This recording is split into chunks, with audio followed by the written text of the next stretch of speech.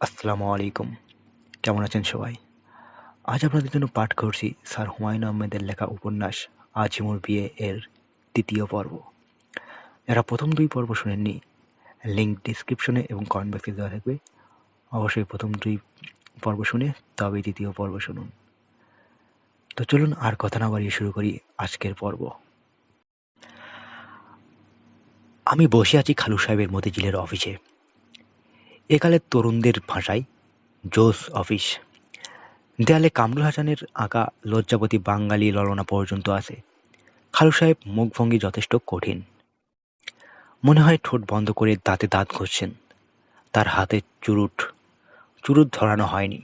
তিনি যে পরিমাণে রেগে আছেন, আমার আশঙ্কা চুরুটে আপনা আপনি আগুন ধরবে।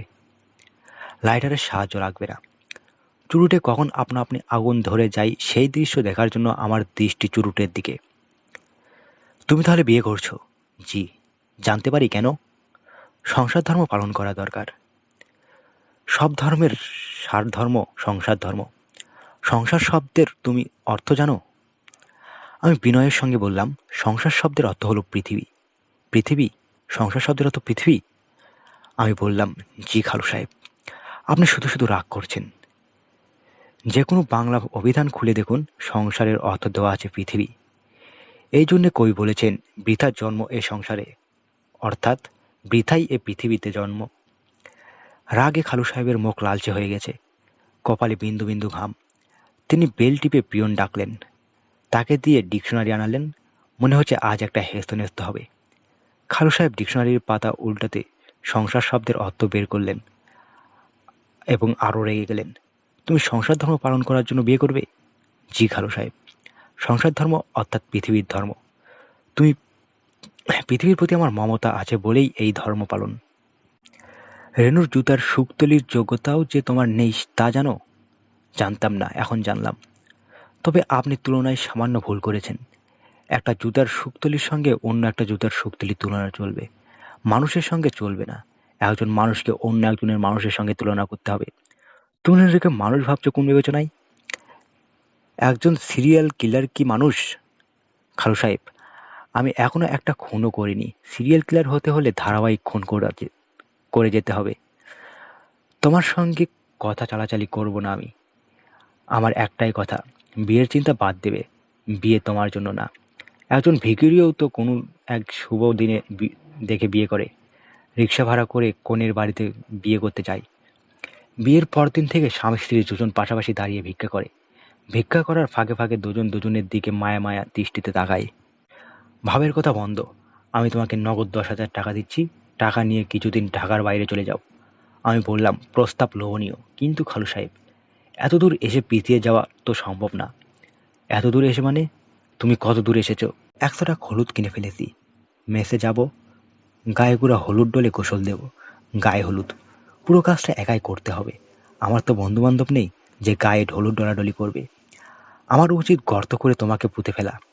আমি গলা নামিয়ে বললাম, খালু সাহেব, চা খাবো? আপনিও 1 কাপ খান, মেজাজটা ঠান্ডা করুন। আমার বিয়েতে আপনার এত আপত্তি কেন? তোমার বিয়ে করাতে আমার আপত্তি নেই, রেনুকে বিয়ে করার ব্যাপারে আমার আপত্তি। তুমি যাও একটা ফকিরিনীকে বিয়ে করো, তারপর দিনরাত দুজনে মিলে হাঁটো। চা দিতে বলবেন না? খালু সাহেব জবাব দিলেন না। সত্যি সত্যি দাঁত কিরমির করতে লাগলেন। দাঁতের অবস্থা ভালো না থাকলে 2-1টা দাঁত পড়ে যেত। মাশাআল্লাহ, তার দাঁতের অবস্থা ভালো। আমি কি চলে যাব? খালু সাহেব আবারও দাঁত কিরমির করলেন, তবে এবার আমার দিকে না তাকিয়ে। মনে হচ্ছে তিনি কোনো এক দন্তভাষা আবিষ্কার করে ফেলেছেন। কথা হচ্ছে দাঁতে দাঁতে। বিয়েতে উপস্থিত থাকবেন তো, নাকি তাও থাকবেন না? খালু সাহেব খাঁটি ব্রিটিশ উচ্চারণে বললেন, গেট লস্ট ইউ ইডিয়ট।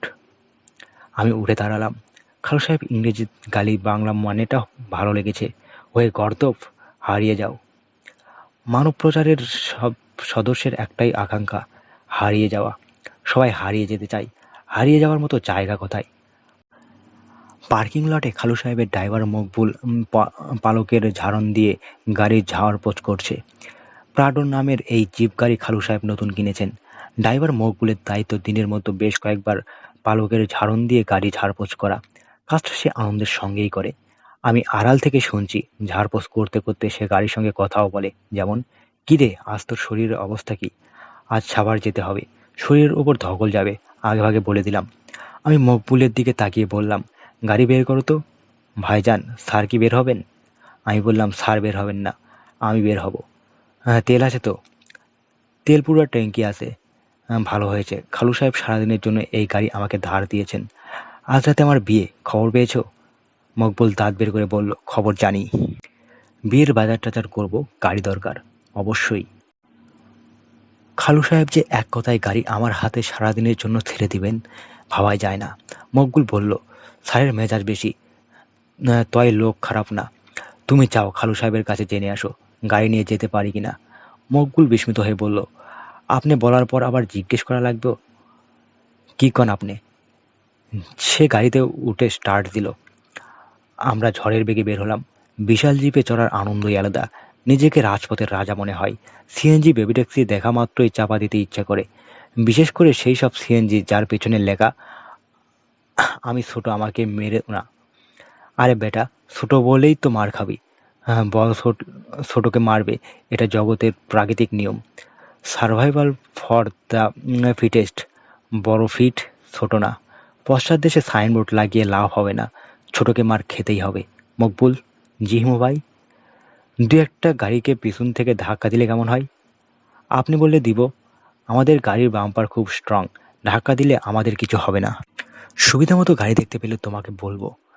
পেছন থেকে হেভি ধাক্কা দেবে, যখন বলবেন তখনই ধাক্কা। গাড়ি ধাক্কা দেওয়ার অনুমতি পাওয়ায় মকবুলকে খুবই আনন্দিত মনে হলো। আমি বললাম, মানুষ যেন না মারা যায়। মানুষ মরবে না, তবে গাড়ির ভাঁজকায়া দিব ইনশাল্লাহ। আপনি যাবেন কই? 2 পুরিয়া হেরোইন কিনবো। কোথায় পাওয়া যায় বলো তো? সত্যি কিনবেন? অবশ্যই। টাইট হয়ে বসে থাকেন, আপনারে আসল জায়গায় নিয়ে যাব। পচা বাবার কাছে যাব। খাঁটি জিনিস পাইকারি দরে পাবেন। আগে যে স্যারের আন্ডারে ছিলাম তার জন্য প্রায়ই আনতে হতো। গাড়ি পচা বাবার সন্ধানে চলছে। আমি অতি নরম গতিতে গা এলিয়ে দিয়েছি। আরামে চোখ বন্ধ হয়ে আসছে। পকেটের মোবাইল মিউ মিউ করেই যাচ্ছে। ধরতে ইচ্ছে করছে না, শেষ পর্যন্ত ধরলাম। মাঝে দেখালা টেলিফোন। হ্যালো হিমু, খবর শুনেছিস? কোন খবর? তোর খালুর প্রাডো গাড়ি চুরি হয়ে গেছে। বলো কি? মকবুল ড্রাইভার গাড়ি নিয়ে ভেগে গেছে। এতদিনের বিশ্বাসী ড্রাইভার 5 বছর ধরে তোর খালুর সঙ্গে আছে। আমি বললাম, 20 বছর সংসার করার পর স্বামী স্ত্রীকে ফেলে ভেগে যায়, স্ত্রী স্বামীকে ফেলে যায়, ড্রাইভারের কি দোষ? স্বামী স্ত্রীর সেপারেশন এক কথা, ড্রাইভারের সঙ্গে সেপারেশন ভিন্ন কথা। তাও ঠিক। গাড়ি চুরির খবর পুলিশকে জানিয়েছ? তোর খালু নিশ্চয়ই জানিয়েছে। বেচারা মুষড়ে পড়েছে। মুষড়ে পড়ারই কথা, এত শখের গাড়ি। তোকে আসতে বললাম, আসছিস না কেন? ছোটখাটো তুই একটা কাজ ছেড়ে চলে আসছি। রেণু কি তালাবদ্ধ অবস্থায় আছে? হুম। ওর ভাবভঙ্গি ভালো মনে হচ্ছিল না, এই জন্যই তালা। সে বাবাকে রিসিভ করতে এয়ারপোর্টে যাবে না, পাগল।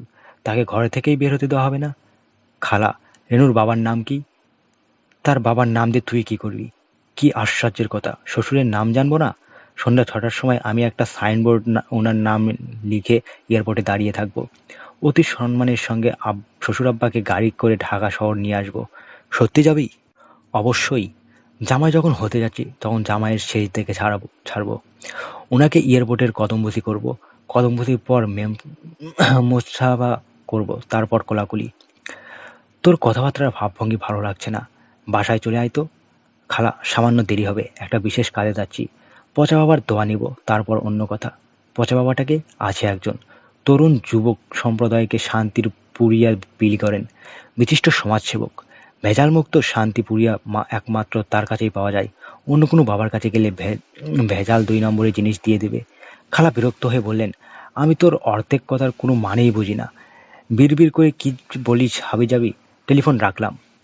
খালু সাহেবের সঙ্গে কথা বলা দরকার। বেচারা নিশ্চয়ই গাড়ির শোকে কাতর হয়ে আছে। নতুন গাড়ি, স্ত্রীর অধিক। গাড়িতে রিকশার আঁচড় লাগলে সেই আঁচড় কলিজাতেও লাগে। স্ত্রীর গায়ে রিকশার আঁচড় লাগলে স্বামীর তেমন কিছু হয় না। খালু সাহেব, আপনার না গাড়ি চুরি হয়ে গেছে? হুম। আপনার হাতের কাছে কি নিয়ামুল কোরআন বইটা আছে? কেন? ওই বইয়ে হারানো বস্তু ফিরিয়ে পাবার আমল দেওয়া আছে। অজু করে ওই আমলটা করে দেখতে পারেন। মানুষের মৃত্যু সংবাদ পেলে যে দোয়াটা পড়তে হয়, ইন্না লিল্লাহি ওয়া ইন্না ইলাইহি রাজিউন, এই দোয়া হারানো বস্তুর বেলায় খুব কাজ করে। হারানো মানুষ ফিরে আসে না, কিন্তু বস্তু ফিরে আসে। হিমো, লেসেন। আমি কি করব তার পরামর্শ তোমাকে দিতে হবে না। গাড়ি হারানোতে আমি আপনার চেয়েও মর্মাহত।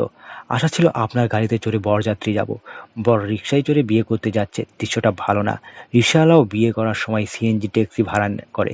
খালু সাহেব গেট লস্ট বলে টেলিফোনের লাইন কেটে দিলেন। ড্রাইভার মকবুল বলল, গাড়ি চুরির কথা কি বললেন বুঝলাম না। আমি বললাম, সবকিছু বোঝার প্রয়োজন নেই মকবুল, কম বুঝতে পারার মধ্যে শান্তি আছে। পাগলদের দিকে তাকিয়ে দেখো, তারা কিছুই বোঝে না বলে মহা শান্তিতে আছে। কথা সত্য বলছেন ভাইজান। সামনে প্রাইভেট কারটাতে একটা ছোটখাটো ধাক্কা দেব। নজর কইরে দেইকা তারপর বলেন, আমি তৈয়ার আছি। আমি মকবুলের কথা মতো নজরে দেখলাম, 4 জন তরুণ তরুণীর দল। পেছনে 2 জন লটকালটকি করছে। জানালার কাঁচ খোলা, বিকট শব্দে গান বাজছে। হার্ড রক নামের বস্তু। ড্রাইভারের সিটে যে বসেছে সে গানের তালে স্টিয়ারিং এর মাথা ঘুরাচ্ছে। ঢাকা শহরে এমন দৃশ্য আগে দেখা যেত না, এখন দেখা যাচ্ছে। আমি হাই তুলতে তুলতে বললাম, ছোটখাটো ধাক্কা একটা দিতে পারো। মকবুল মনে আনন্দে ধাক্কা দিল। তরুণ তরুণীর দল হতভম্ব। প্রাইভেট কারের তরুণ ড্রাইভার ঘাড় ঘুরিয়ে তাকালো, চোখ মুখ খিচিয়ে বলল, এই শুয়োরের বাচ্চা। আজকালকার তরুণেরা ইংরেজি গালি ভালো দেয়, এই হিন্দি গালি দিচ্ছে কেন বোঝা গেল না।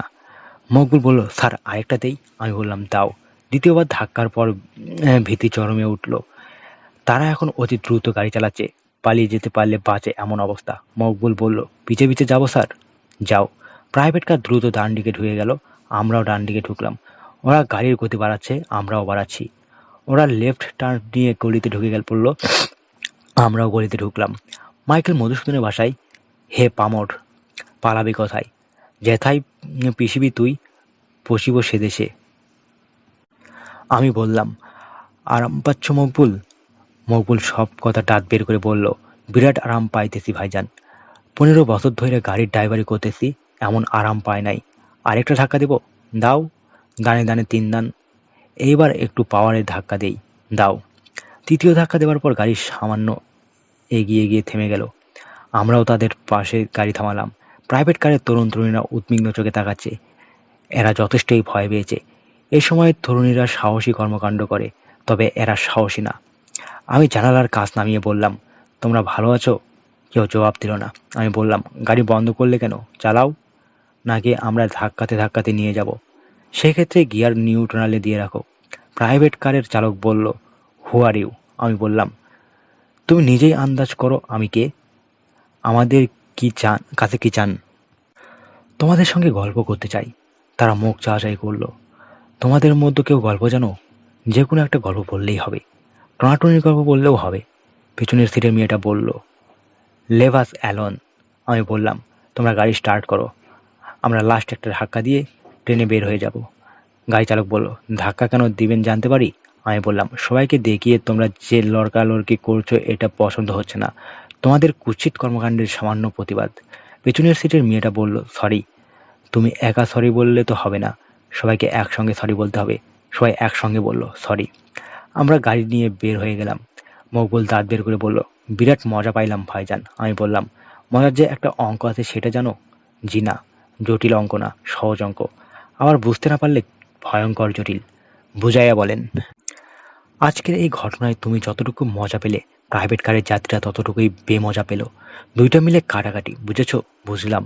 একদল আনন্দ পেলে আরেক দলকে সেই পরিমাণ নিরানন্দের ভেতর দিয়ে যেতে হবে। বিজ্ঞানের ভাষায় কনজারভেশন অফ আনন্দ। পৃথিবীতে আনন্দ এবং দুঃখ সবসময় সমান সমান। একজন কেউ চরম আনন্দ পেলে অন্য একজনকে চরম দুঃখ পেতে হবে। পচা বাবার সঙ্গে দেখা হলো। বয়স 90-এর কাছাকাছি, ত্রিমাতার বুড়ো, 2 হাঁটুর মাঝখানে মাথা গুজে বসে আছেন। 200 টাকায় 2 পুড়িয়া দিল। ফোকলা দাঁতে হাসতে হাসতে বলল, আসল জিনিস, খাইয়া মজা পাইবেন, খাইতেই থাকবেন, খাইতেই থাকবেন, মজার উপরে মজা। আমি বললাম, এত মজার জিনিস আপনি কখনো খেয়েছেন? বুড়ো কাশতে কাশতে বলল, না গো বাবা, আমি খাই নাই। আমি আসল মজার জন্য অপেক্ষায় আছি। আসল মজাটা কি? আসল মজা হইল মরণ। মরণের উপরে আর কোনো মজা নাই। বুঝলেন কিভাবে? এখনো তো মরেন নাই। আমার মতো বয়স তোমার যখন হইব, তুমিও বুঝবা মরণের উপরে মজা নাই। মরণ খুবই মজা। অবশ্যই। মরতে ইচ্ছে করে? বৃদ্ধ দীর্ঘ সময় চুপ করে থেকে বলল, না। না কেন? আসল মজা যত পরে আসে ততই ভালো। আপনার পরিচয় কি? যে আপনার কাছে পুটিয়া কিনতে আসে তার পরিচয় জানতে ইচ্ছে করে? না। তাহলে আমার পরিচয় জানতে চান কেন? তুমি মেলা বাকওয়াজ করেছো এই জন্য। তোমার নাম কি? হিমু। এটা তো ছেলে মেয়ের নাম। হতে পারে। ছেলে মেয়েরাও কি আপনার কাছে পুটিয়া নিতে আসে? আসে, কম আসে। ছেলেমেয়েরা এই জিনিস কম খায়। তারা স্বামী পুত্রের জন্য পুড়িয়া কেনে। তুমি কি সংবাদের লোক? সংবাদের লোক ভয় পান? না। বৃদ্ধ বয়সে মানুষের আক্কেল কমে, জ্ঞান কমে, চোখের দৃষ্টি কমে, তার সাথে ভয়ও কমে। আমি কাউরে ভয় পাই না। একটু আগে বললেন ছেলেমেয়েরা স্বামী পুত্রের জন্য পুড়িয়া কেনে। কেন এই কাজটা করে? না কইরা উপায় আছে? নেশা যখন ওঠে তখন স্বামী পুত্র ছটফট করে, শরীর যায় ফুলাইয়া, মুখ দিয়া ফেনা ভাঙে। এই কষ্ট দেখার চেয়ে পুড়িয়া কিন্নে দেওয়া ভালো। আপনার ছেলে মেয়ে কি? মেয়ে নাই, 3 ছেলে। 3টাই হিরুচি। হিরুচি কি? যারা হেরোইন খায় তাদেরকে বলে হিরুচি।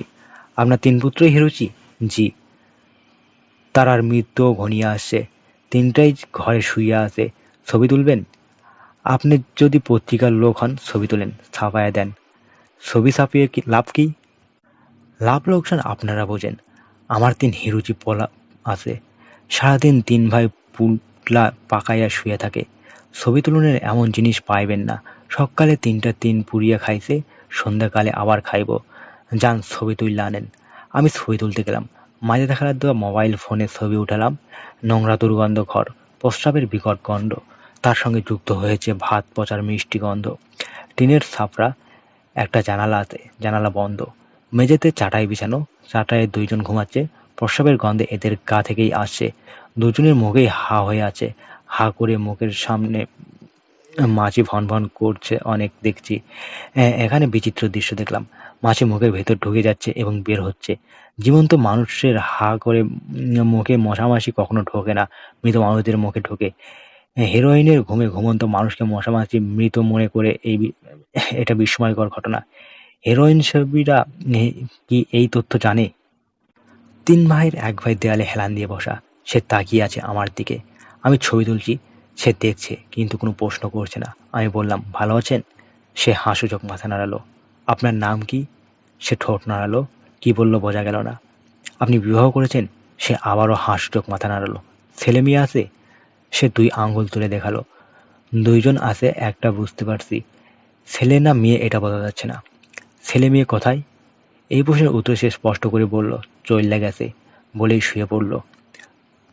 পার্কিনস ডিজিজের রোগীর যেভাবে হাত কাঁপে সেভাবে তার হাত কাঁপছে। এই কাঁপুনি ছড়িয়ে পড়েছে তার শরীরে। একসময় অবাক হয়ে দেখলাম তার পুরো শরীরই কাঁপছে, বিশেষ ছন্দে কাঁপছে। সে এখনো তাকিয়ে আছে আমার দিকে, চোখ বড় বড় করে তাকিয়ে আছে, কিন্তু কিছু দেখছে বলে মনে হচ্ছে না। তার দৃষ্টি মৃত মানুষের দৃষ্টি। মকবুল বলল, স্যার অবস্থা তো কেরোসিন। আমি বললাম, কেরোসিনের চেয়েও খারাপ অবস্থা, ডিজেল। মকবুল বলল, এইসব জিনিস ঘর বাড়িতে খাওয়া ঠিক না, ভালো জায়গায় খাইতে হয়। ভালো জায়গা কোনটা? সাভারের জাতীয় স্মৃতিসৌধ। তারপর ধরেন রায়ের বাজার বুদ্ধিজীবী স্মৃতিসৌধ। দুটার মধ্যে রায়ের বাজারটাই ভালো। পিছনে নদী আছে, নদীর দিকে তাকায় হিরুচি মজা পায়। কেউ কিছু বলে না? কে বলবে? কেউ কিছু বলে না। রায়ের বাজারে একজন আছেন, মীনা রানী। ওনার জিনিসও ভালো। ফেন্সির 1 নম্বরটা ওনার কাছেই পাওয়া যাবে। এই বিষয়ে তোমার জ্ঞান তো ভালো। প্রশংসায় মকবুল লজ্জা পেয়ে গেল। গাড়ি স্টার্ট দিতে দিতে বলল, এখন যাব কোন দিকে? রায়ের বাজার বদ্ধভূমির দিকে গেলে কেমন হয়? কোনোদিন দেখা হয় নাই। হাতে যখন একটা গাড়ি আছে, বিয়ের বাজার সদাই করবেন না? গরিবের বিয়ের আবার বাজার, সুযোগ যখন পাওয়া গেছে বদ্ধভূমিটা দেখে যাই। স্মৃতিসৌধ থেকে মুগ্ধ হওয়া ঠিক না। মুগ্ধ হওয়ার মানে যাদের স্মৃতিতে সৌধ তারা গৌণ, সৌধটা মুখ্য। তারপরেও মুগ্ধ হতে হলো। বড় একটা দেয়াল, দেয়ালের এক অংশে জানালার মতো কাটা। সেই জানালার আকাশ দেখা যাচ্ছে। সৌধ ধুলামলিন, চারিদিকে আবর্জনা, কিন্তু জানালার বাইরের আকাশ ঝকঝক করছে।